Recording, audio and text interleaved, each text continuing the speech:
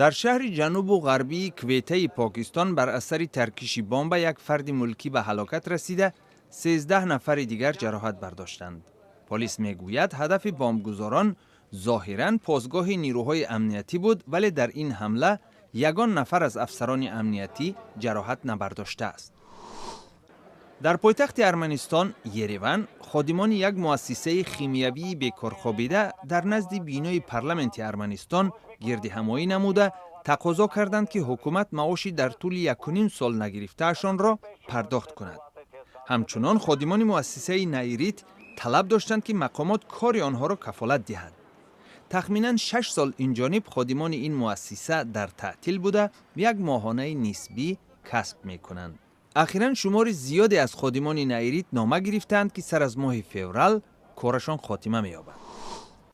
در کابل یک سازمان غیر دولتی افغانی ابراز داشت که حکومت کشور امکان تحکیم بخشیدن دستگیری بین المللی را از دست داد. جنبش شهروندی عدالت اجتماعی این سخنان را در حالی گفته است که پرزیدنت کشور اشرف غنی و رئیس اجرایی دولت عبدالله برای شرکت در کنفرانس بخشیده به امور افغانستان به لندن سفر کردند.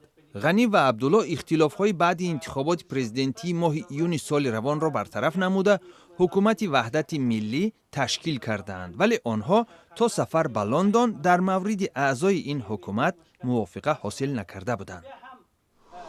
در شهر جنوبی اوش قرقیزستان فعالان همراه با مأموریت محلی برنامه کارکرد اشیای پلاستیکی را آغاز نمودند. در کنار مکتب‌ها ظرف و صندوق‌های برای جمع پرتاب‌های پلاستیکی گذاشته شده است. فعلا اشیای جمع شده را به بیشکک می‌فرستند، ولی منصبداران اوش میگویند اگر برنامه موفق شود آنها مؤسسه کارکرد پرتاب‌های پلاستیکی را در شهر اوش بنیاد خواهند کرد.